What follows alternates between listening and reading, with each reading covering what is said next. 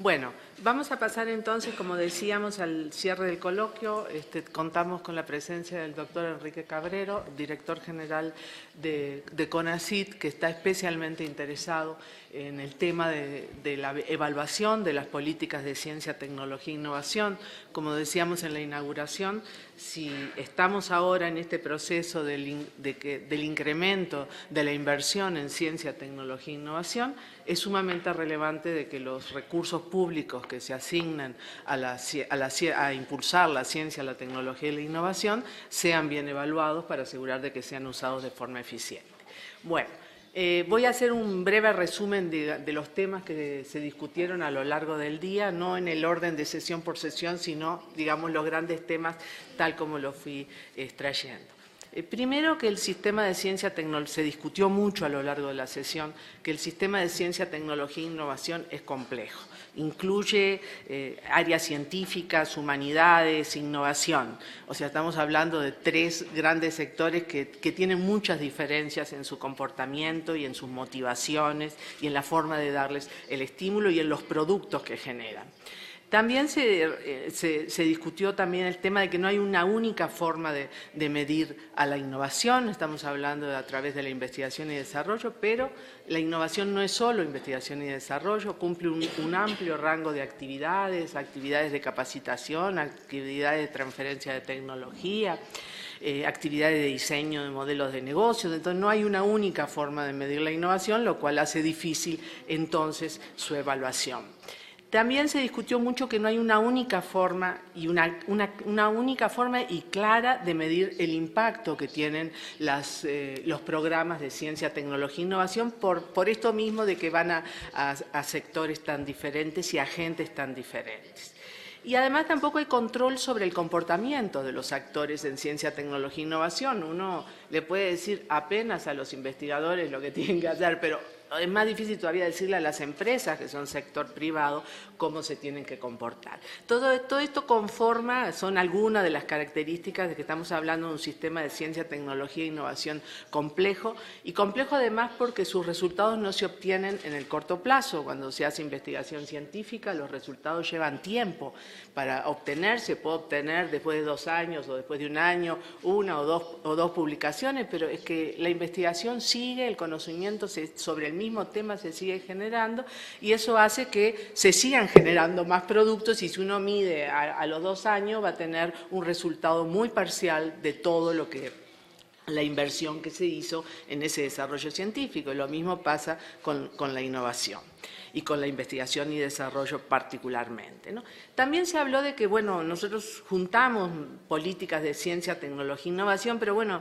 es muy distinta la política científica a la política de innovación. O sea, la política científica va mucho más hacia la creación de conocimiento, pero la innovación incluye todo ese rango de actividades y, por tanto, tampoco podemos evaluar de la misma forma los instrumentos para medir el impacto de las políticas científicas de la misma forma que medimos el impacto de las políticas de innovación. Entonces, pensar en la efectividad de las políticas de ciencia, tecnología e innovación en este contexto complejo no es fácil, y ni siquiera tenemos toda la información disponible al respecto. Se platicó mucho sobre el tema y se discutió de que no podemos ver la evaluación como una actividad en sí sola, sino en realidad es parte del proceso de aprendizaje de las políticas. O sea, no queremos, se discutió mucho que es necesario definir para qué se quiere evaluar. Y no es solo evaluar para decir si un instrumento funcionó o no funcionó solamente, sino que la evaluación lo que nos permite es decir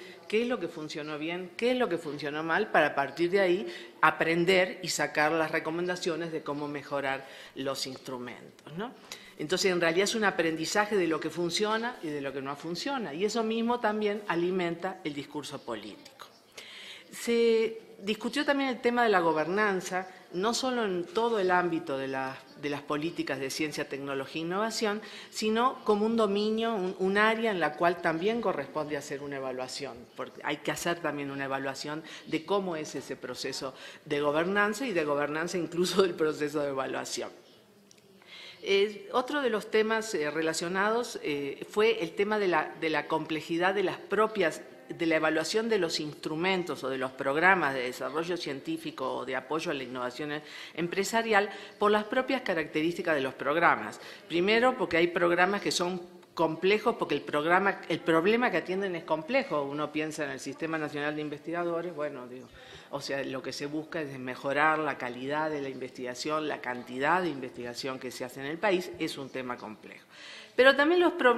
problema de la evaluación es compleja porque los programas se fueron transformando. De vuelta, si voy al caso del Sistema Nacional de Investigadores, bueno, se creó hace 30 años, se han ido haciendo mejoras a partir del aprendizaje, pero bueno, ahora hay que dar todo el seguimiento a un instrumento que fue cambiando y evolucionando a lo largo del tiempo. Y bueno, también hace falta mejorar el mismo proceso de evaluación, porque también la evaluación es un área de conocimiento donde también se hacen avances en términos de las metodologías de evaluación, ¿no? Entonces, todo eso lo que lleva a que la evaluación en el área de ciencia, tecnología e innovación es un proceso complejo y que debe ser visto de esa forma, ¿no? Se discutió mucho el tema del alcance de las evaluaciones. O sea, en general uno a lo que va y se hacen evaluaciones para mejorar los procesos, y si se hacen para mejorar los procesos es porque normalmente sucede que hay fallas, hay fenómenos que no están operando como uno se espera, y entonces hay que atender esas fallas que emergen, ¿no? Ahora, los métodos de evaluación no pueden sustituir al instrumento que se está evaluando. O sea, una cosa es evaluar al programa de estímulos a la innovación y otra cosa es pensar que esa evaluación sustituye la importancia o va a estar por encima de la importancia del propio instrumento. La idea que la evaluación lo que tiene es que ayudar al instrumento, que es lo que está en el centro, a que logre los objetivos que tiene el instrumento. Pero para eso, uno de los puntos que se destacó a lo largo de todas las sesiones es que es importante definir claramente qué es lo que se va a evaluar. Y en función de la pregunta de qué es lo que se va a evaluar, también emerge el tipo de metodologías que se van a usar para la evaluación. Entonces, se destacó mucho en varias de las intervenciones el tema de la evaluación de impacto, la cual genera justamente conocimientos para identificar esos problemas, esas fallas que existen en los instrumentos o programas de política, pero no tanto como el tema de solo evaluar para rendir cuentas, sino evaluar para aprender, el tema del aprendizaje de las políticas. Entonces, por una parte, las evaluaciones de impacto, pero son insuficientes, o sea, no solo hay que hacer evaluaciones cuantitativas, sino también hay que hacer evaluaciones cualitativas y luego combinar las cualitativas con las cuantitativas para poder interpretar los resultados de lo que nos dicen las evaluaciones cuantitativas. O sea que en realidad el método a elegir tiene que estar asociado además a cuál es la pregunta de evaluación y qué es lo que se quiere medir específicamente, ¿no? Se dedicó buena parte cuando se discutieron los distintos programas de evaluación, tanto del área científica como del área de innovación empresarial, la importancia que está teniendo en los últimos años la evaluación de impacto. Es un tema sobre el cual en México no hemos avanzado suficientemente. CONACYT ya ha contratado algunas evaluaciones de impacto de algunos instrumentos, pero es algo en lo cual han sido como piloto, digamos, ¿no? Y ahorita tenemos que avanzar, se tiene que avanzar mucho más en aplicar evaluaciones de impacto. Ahí se destacó mucho la importancia de cómo construir el contrafactual, o sea, cómo tener un grupo de control para ver la población tratada y la población no tratada, pero eso lleva al tema de que, bueno, de que hay que planear cómo se va a evaluar. En el momento que se están sacando las convocatorias de los instrumentos, también hay que tener claro cómo vamos a evaluar esos instrumentos. Que en los instrumentos que tienen poco tiempo es más fácil, pero en los que tienen 30 años, como el Sistema Nacional de Investigadores, o sea, es difícil porque ya hay una lógica, ya hay términos de referencia, entonces se van haciendo pequeñas mejoras, pero es más difícil atender, ¿no?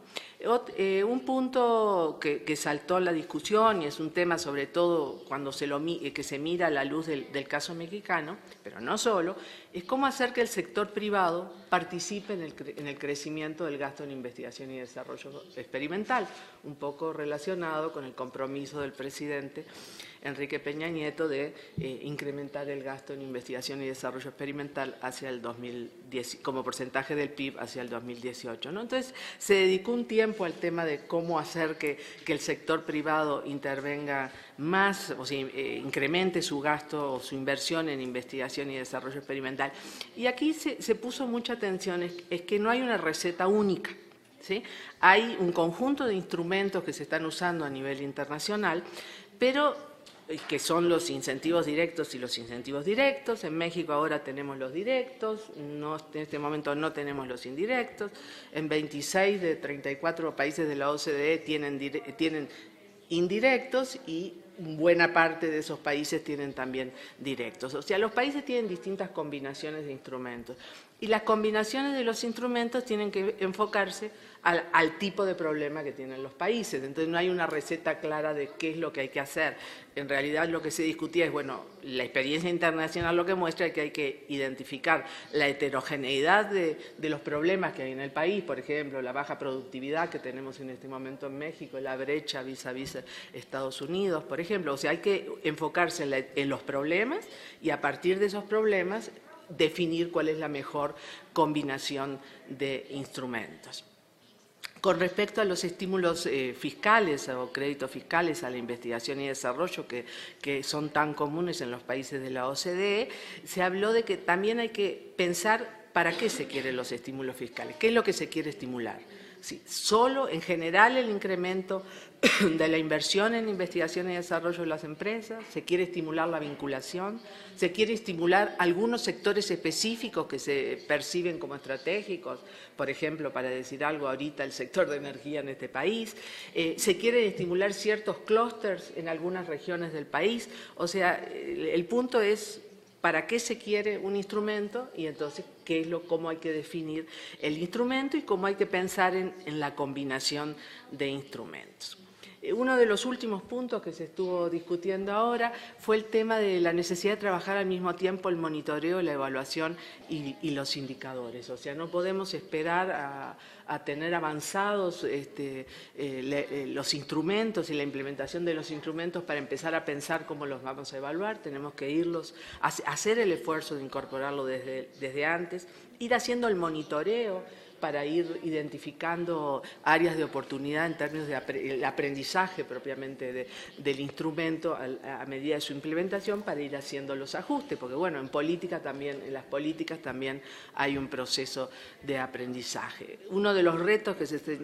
se señalaban es seleccionar cuál es la información de calidad que se requiere para cada uno de los instrumentos, las consecuencias de los criterios de selección que se hacen, de qué es lo que se va a priorizar en un instrumento o en otro, que tiene sus consecuencias en términos de los beneficiarios de los programas. O sea, se le va a poner atención a los artículos en revistas indexadas, o se le va a poner atención a los libros, o se va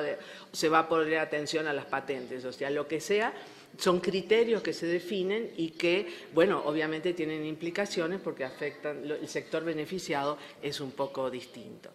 Uno de los últimos puntos es el tema de la variedad de microdatos que hay, que a veces desde la ciencia, la tecnología y la innovación nos quedamos con los datos propios del sector, como es la ESIDET, por ejemplo, y no atendemos a una variedad de microdatos que existen, que se pueden combinar con los datos de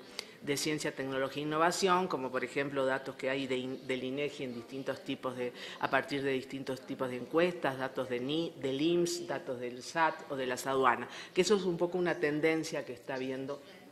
particularmente en América Latina, de combinar distintas bases de datos. Y lo último de lo último es que la idea de que el punto es que se necesita una instancia responsable de la agenda de evaluación en las agencias de ciencia, tecnología e innovación, en este caso como CONACYT, no tanto para hacer ellos mismos la evaluación, sino para definir la estrategia. O sea, no se puede controlar bien el proceso de evaluación y incluso contratarlo si no se tiene internamente las capacidades para saber y para definir qué es lo que se quiere evaluar y qué son la información requerida para ello. Y bueno. Muchas gracias, Gabriela. Muy buenas tardes, noches a todos ustedes. Bueno, por una parte yo quisiera decir que Desde CONACYT les agradecemos mucho a todos ustedes su participación. Sabemos que muchos de ustedes vienen de lejos y qué bueno que hayan podido acompañarnos en este proceso. Yo quisiera primero referirme al aspecto más general, que seguramente fue discutido en esta sesión. Evidentemente, un país que avanza en su sistema democrático, como ha venido siendo el caso de México, que avanza en la profesionalización de su administración pública, que trata de tener un mayor rigor en la evaluación de las políticas públicas, de los avances, del impacto, del uso de los recursos públicos, pues evidentemente es un país que requiere irse dotando de un mejor instrumental para el seguimiento y la evaluación de sus políticas públicas. Comparado a otros países de democracias de mucho más tiempo, México es un país que tiene una historia más reciente y sin embargo, bueno, pues la discusión ha sido muy rica en los últimos años, en las últimas décadas y bueno, se ha venido abriendo un espacio al debate público sobre cuáles son los logros, cuáles son los avances en cada una de las áreas de política pública que se impulsan desde el gobierno. Eso evidentemente pues es un buen escenario. Sin embargo, cuando nos enfrentamos a políticas públicas un poco más complejas, pues entonces estamos otra vez en un terreno que tenemos que dilucidar mejor, tenemos que entender mejor, no solo los que impulsamos la política pública, como es el caso de CONACYT, sino también los mismos estudiosos, los observadores, los analistas, los académicos que observan las políticas públicas. Todavía hace pocos meses yo personalmente estaba metido en el tema del análisis de las políticas públicas y pues evidentemente el tema de la ciencia, la tecnología y la innovación siempre reviste un reto muy interesante desde el punto de vista académico, porque pues, son políticas públicas mucho más complejas para ser evaluadas, para ser analizadas y captar cuál está siendo el verdadero efecto de la inversión social que se hace en ciencia, tecnología e innovación. Entonces, bueno, pues esto es lo que realmente ha venido motivando esta reflexión a la que en una conversación hace ya varios meses con Gabriela Dutrenit decíamos, bueno, tenemos que empezar a introducir en el contexto mexicano, no solo, digamos, de los observadores externos y de los medios, sino también incluso de los especialistas, el tema de la evaluación de políticas públicas como algo que tiene sus especificidades, que tiene sus particularidades en el caso de la ciencia y la tecnología. Todos sabemos que cuando un gobierno se compromete a tener una mayor cobertura de atención de la salud en determinadas regiones del país, pues lo que tiene que hacer es instalar clínicas y hospitales en esas regiones del país y bueno, pues la rendición de cuentas consiste en demostrar que efectivamente el recurso público se invirtió en las clínicas, en los hospitales y que esto ha permitido atender a la población que no tenía atención médica y entonces todo el mundo se da por satisfechos los legisladores que asignaron ese recurso, se dan por satisfechos el público en general porque dicen, mira, pues ahí está, sí, efectivamente el recurso se usó bien, se usó oportunamente, ahí están las clínicas y ahí están los beneficiarios de las clínicas. En la ciencia y la tecnología, pues no tenemos un esquema de ese tipo. Entonces, lo que ha venido haciendo, lo que ha venido sucediendo en este tiempo, pero particularmente en este año y meses, ha sido un gobierno encabezado por el presidente Peña Nieto que dice, bueno, yo considero que la política científica, tecnológica y de innovación debe ser una política estratégica para el desarrollo nacional, para generar un bienestar público, un bienestar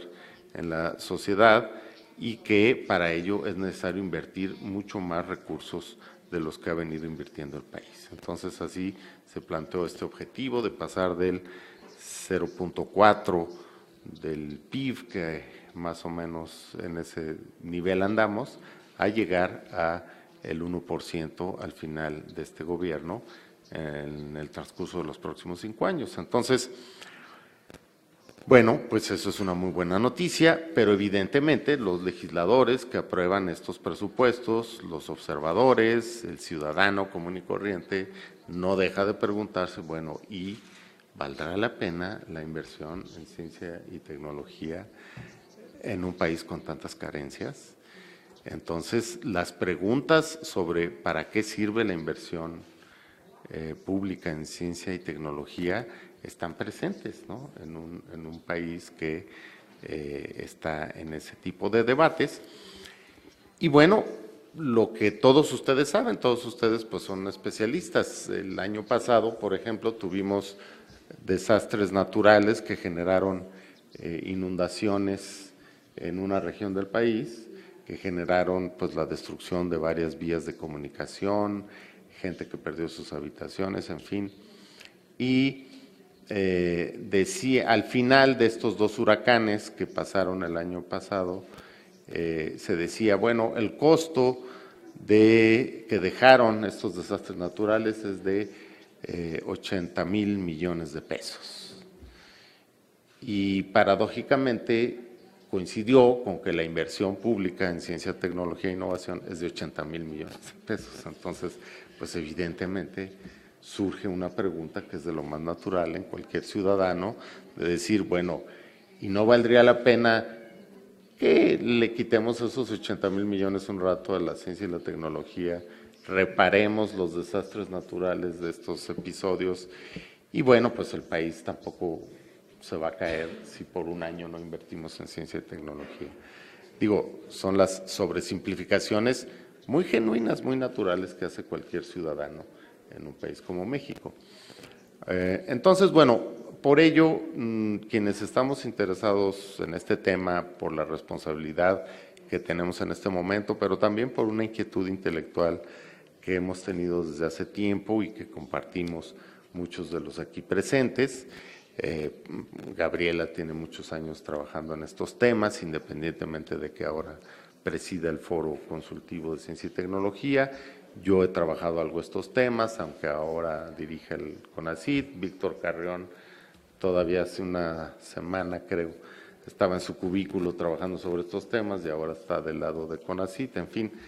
Entonces, tenemos una inquietud múltiple. Primero, la responsabilidad por los puestos que ocupamos de tener un sistema que genere mayor claridad y transparencia para presentar los resultados de la política científica y tecnológica y que puedan ser comunicados de una manera más fácil